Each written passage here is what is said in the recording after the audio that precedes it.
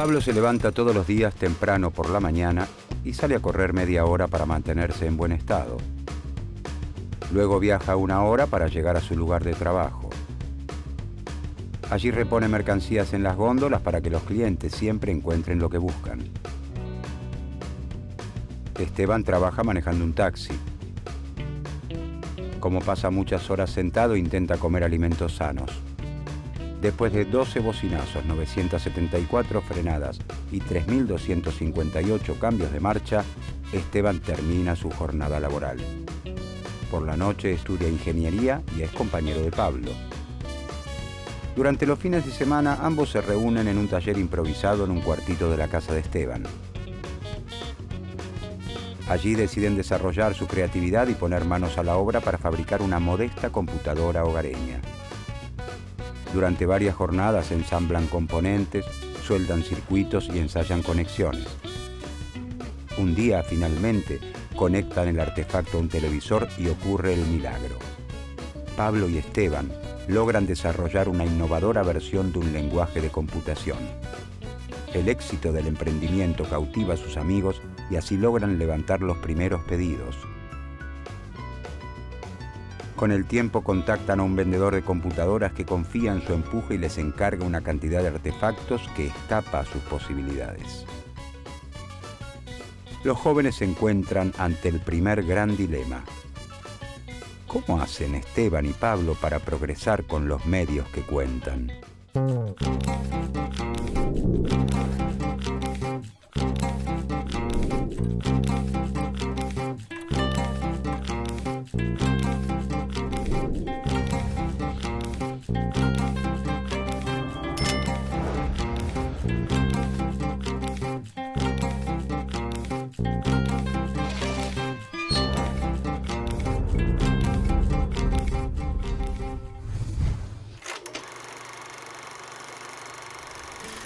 Considerado el padre de la economía política, Adam Smith prefiere presentarse como filósofo moral.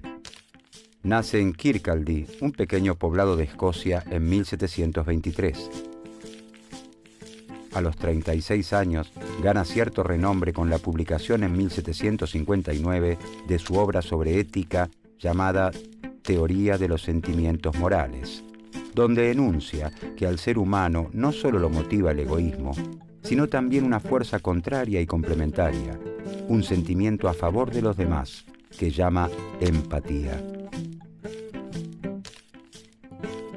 Estamos en los albores de la revolución industrial y la prosperidad que Smith descubre en Glasgow despierta su atención, que se concentrará en las prácticas mercantiles de sus vecinos para tratar de explicar como buen filósofo que es el nuevo mundo que lo rodea.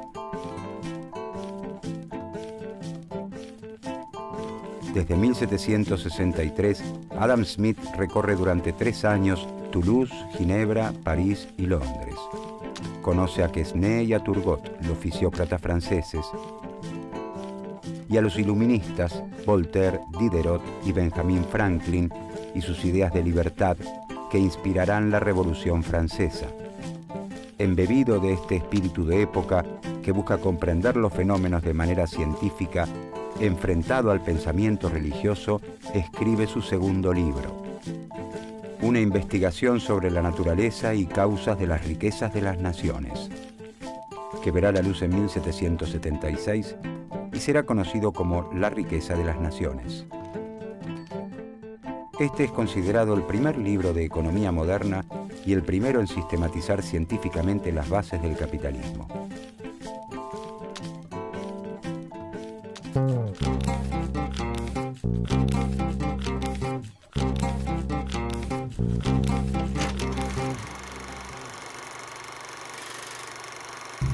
En el feudalismo, la compra-venta no es habitual.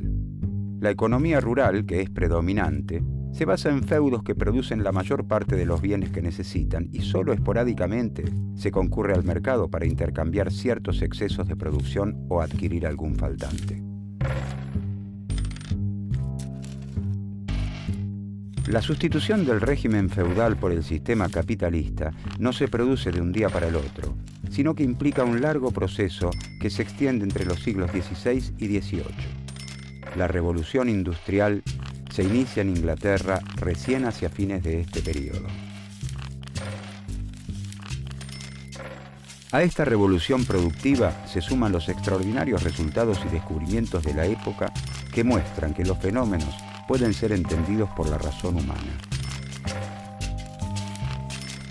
Los fundamentos divinos propios del medioevo pierden crédito. Se exigen explicaciones científicas en todos los campos del saber. Influenciada por estas corrientes, las ciencias sociales buscan descubrir leyes objetivas que rijan las relaciones sociales en todo tiempo y lugar. El capitalismo va socavando progresivamente las bases de la sociedad feudal, arrasando con costumbres afianzadas por siglos y con los vínculos fundados en el control religioso.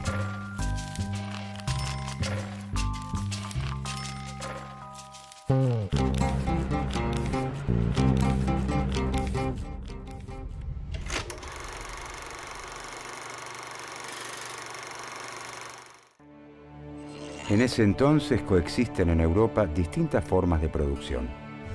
Por un lado, los artesanos elaboran bienes en sus talleres. El ebanista, con sus máquinas, sus herramientas y sus maderas, fabrica todo tipo de muebles para que un comerciante los venda en los mercados. En este caso, los medios de producción siguen perteneciendo al trabajador. El mercader vende los muebles que fabrica el artesano ebanista. Gracias a los avances en la navegación, los comerciantes realizan viajes cada vez más largos a lugares remotos, lo que permite la venta de productos de mayor cuantía y, por lo tanto, el alza en las ventas y la ampliación de los mercados. El mercader recibe pedidos de otros mercados, donde se espera que se utilice una madera particular y que los muebles reciban un orlado determinado, con unas herramientas especiales que en Europa no se utilizan. Como la adquisición de esa materia prima y de las herramientas escapa ya al bolsillo del artesano, es el mercader quien las compra y pone a disposición del ebanista. Con el tiempo, cada artesano va trabajando en forma exclusiva con un mercader, quien le compra toda su producción y hasta le entrega las materias primas necesarias. La forma de producción distintiva de la época es la manufactura. El principal cambio está relacionado con la manera en que se organiza la producción. En lugar de trabajar en sus talleres, los artesanos se reúnen bajo un mismo techo a las órdenes de un nuevo actor, el capitalista industrial. Este es el dueño de las máquinas, las herramientas y las materias primas, y le indica a cada uno de los trabajadores qué actividad debe realizar.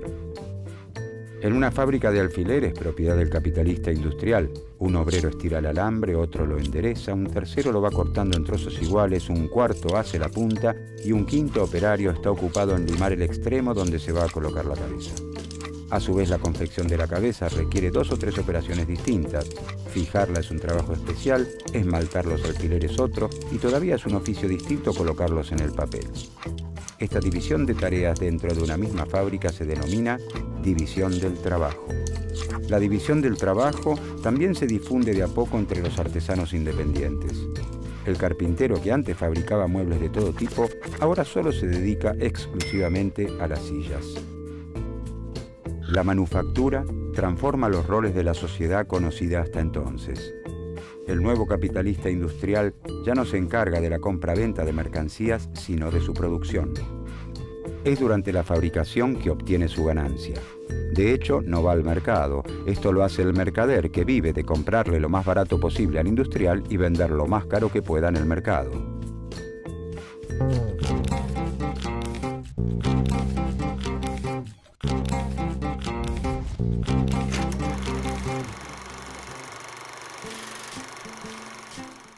Para Smith, la división del trabajo provoca un gran incremento en la riqueza y en la cantidad de mercancías que produce la sociedad. Esto se da principalmente por 3 motivos. La especialización aumenta la habilidad del trabajador para hacer la actividad que le toca. Existen menos tiempos muertos por pasar de una actividad a la otra. Y se crean herramientas novedosas o mejoras a las existentes para concluir el trabajo más rápido o con menor fatiga. A diferencia de los fisiócratas, Smith considera más beneficiosas para la sociedad las actividades industriales que el trabajo de la tierra. En la agricultura no se admiten tantas subdivisiones por las características propias de la tarea. A lo largo del año, una misma persona tiene la oportunidad de arar, sembrar, cavar y recolectar. Smith procura demostrar que el capitalismo, a pesar de parecer caótico y falto de organización, está regido por un conjunto de leyes que garantizan el progreso económico y social y brinda el marco ideal para el desarrollo de las libertades individuales.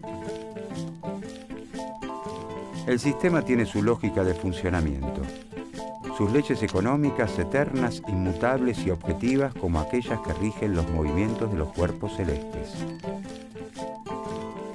La división del trabajo ¿habrá ayudado a Pablo y Esteban a encontrar la forma de cumplir con el pedido de computadoras?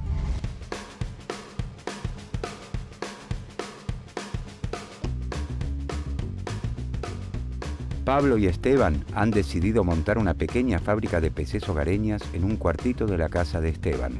Como primera medida, deciden buscar una persona que lo financie. Rápidamente consiguen el apoyo económico de un tío de Pablo que adelanta un capital para la compra de insumos. Luego logran entusiasmar a compañeros y amigos para que trabajen en el proyecto y de esta manera se puedan cumplir los plazos de entrega. La actividad en el cuartito se organiza por etapas. Pablo desarrolla un software más completo, Sebastián suelda componentes, Nicolás ensambla las carcasas, Esteban prueba los equipos y Jorge se encarga de embalarlos. Así logran finalizar a tiempo la tarea. Los equipos se venden como pan caliente y nuevos pedidos comienzan a llegarles. El cuartito comienza a quedarles demasiado chico. Deciden alquilar las oficinas de una vieja fábrica abandonada y la acondicionan a pulmón. Les es necesario también incorporar más trabajadores y organizarlos por departamentos. ¿Qué más pueden aprender Pablo y Esteban de las teorías de Adam Smith para implementar en su emprendimiento?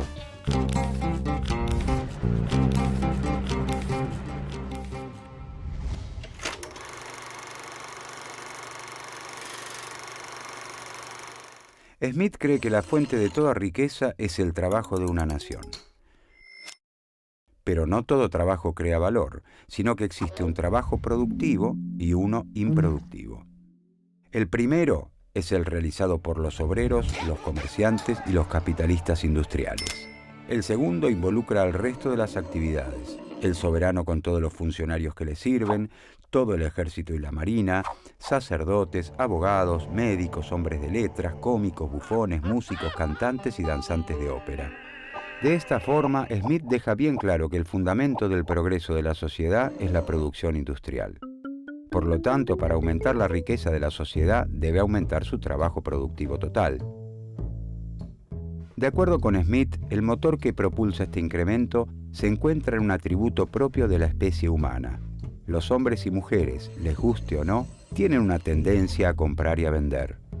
Es una característica del ser humano tan natural como beber, comer o copular. A esto denomina la propensión natural al cambio. En este sentido, en 1776, cuando se publica La riqueza de las naciones, es imposible no preguntarse ¿por qué, si la compra-venta de mercancías es innata, no aparece con anterioridad? Smith explica que la propensión al intercambio propia de nuestra naturaleza no puede manifestarse con anterioridad porque el tamaño del mercado no es suficiente. Cuando el mercado es muy pequeño, los individuos temen dedicarse por entero a una actividad, ya que existe la posibilidad de que luego no logren cambiar el sobrante de sus mercancías por esas otras que no producen y necesitan. A la manifestación plena de la propensión al cambio han venido a colaborar los notables descubrimientos en los sistemas de transporte fluvial que permiten a los comerciantes realizar largos viajes y llegar a nuevos mercados. Ya con grandes mercados, las personas se animan a dedicarse por completo a la elaboración de un producto.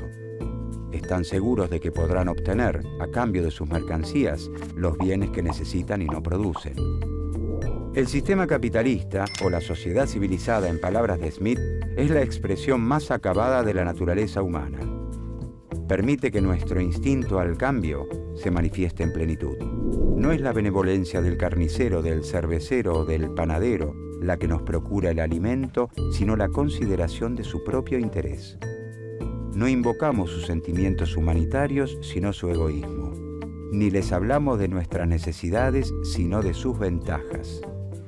Smith nos dice que cuando los individuos responden a esta propensión natural al intercambio buscando su propio bienestar y en un sistema de libertad natural, son conducidos por una mano invisible que, sin proponérselo, saberlo o desearlo, promueve el crecimiento de la riqueza de la sociedad como un todo.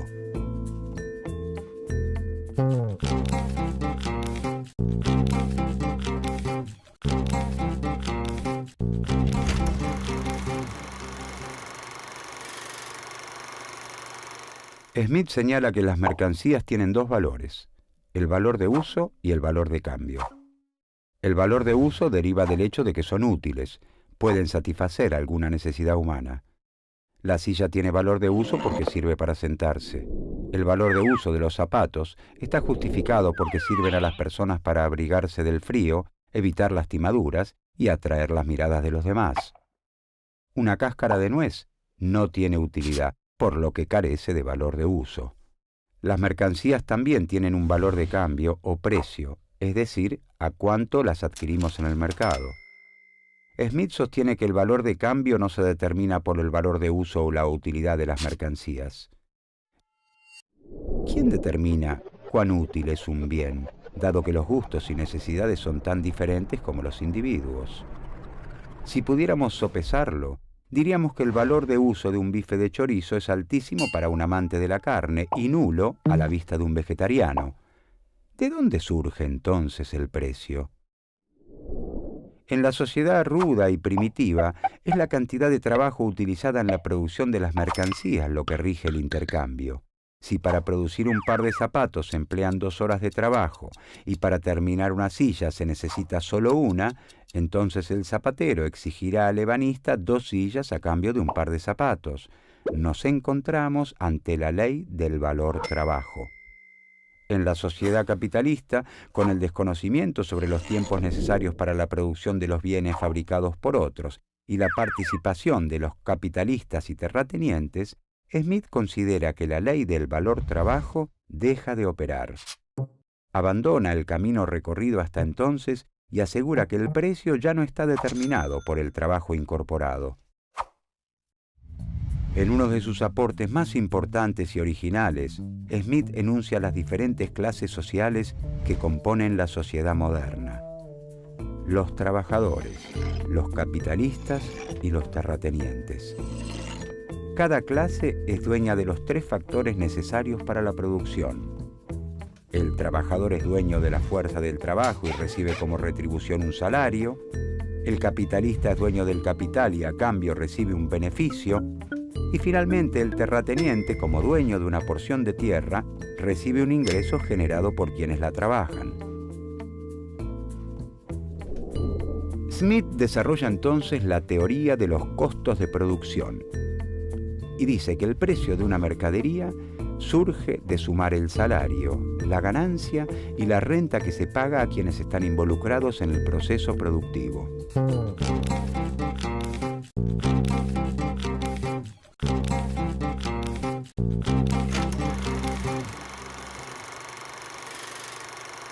En toda sociedad, según Smith, existe un nivel promedio de salarios, beneficios y renta. Dichos niveles son llamados niveles naturales. Cuando el precio de venta alcanza a pagar exactamente los salarios de los trabajadores, el beneficio del capitalista y la renta del terrateniente de acuerdo con sus niveles naturales, la mercancía se vende por lo que realmente vale. Este es el precio natural. Pero el precio al que efectivamente se vende la mercancía o precio de mercado puede ser igual, mayor o menor a este precio natural. Todo depende de las cantidades de mercancías ofrecidas y demandadas en el mercado. ¿De dónde surge el precio de mercado? La cantidad de una mercadería que se lleva al mercado constituye la oferta. La cantidad requerida por todos los que están dispuestos a pagar el precio natural de esa mercancía es la demanda. Cuando la oferta no alcanza a abastecer la demanda, algunos de los compradores estarán dispuestos a pagar más por ella.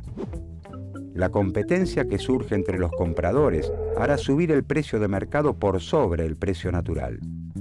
Entonces, el precio de mercado será mayor que el precio natural. Es lo que ocurre con las frutas de estación fuera de temporada. Por ejemplo, el precio de mercado de las frutillas aumenta durante la época invernal al disminuir la oferta. Cuando la cantidad de una mercancía que se lleva al mercado excede la demanda requerida por los compradores, no es posible vender todas las mercancías al precio natural y la competencia entre los vendedores, que dependerá del apuro por desprenderse de sus mercancías, hará bajar el precio de mercado por debajo del natural. Promediando la primavera, el precio de mercado de las frutillas baja porque sube la oferta. Cuando la oferta y la demanda son iguales, el precio natural y el precio de mercado coinciden y nos encontramos en el precio de equilibrio del mercado. Estamos ante la ley de la oferta y la demanda.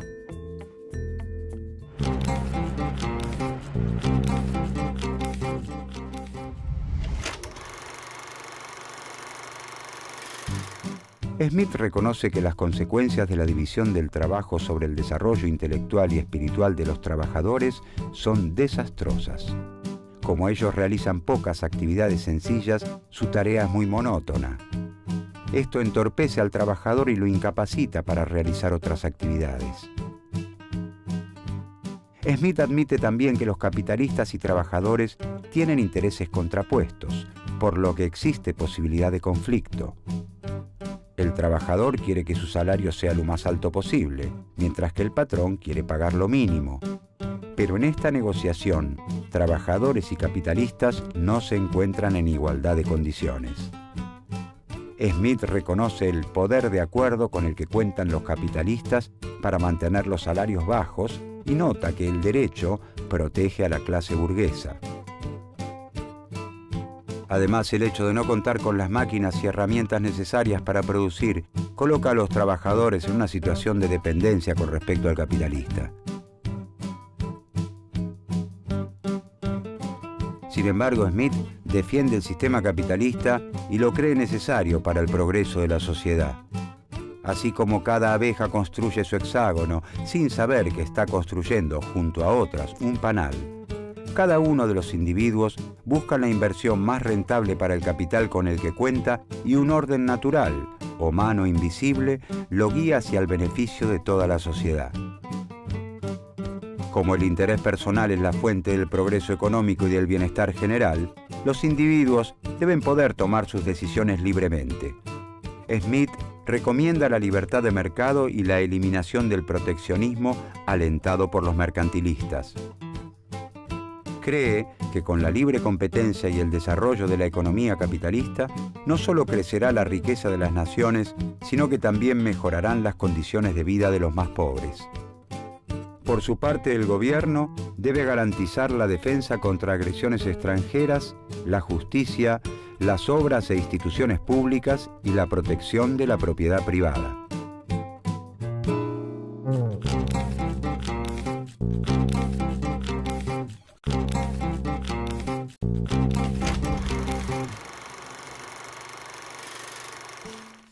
Adam Smith fue un agudo pensador, fundador de la economía política, la expresión de un espíritu en los albores del sistema capitalista y la revolución industrial. La riqueza de las naciones marcaría a los más influyentes pensadores del siglo XIX y aún hoy sigue inspirando a los defensores del libre mercado. En su libro, Smith sostiene que a pesar de parecer caótico y falto de organización, el capitalismo se rige por leyes que garantizan el desarrollo de las sociedades. Y son esas leyes las que Smith, a través del método científico, busca describir.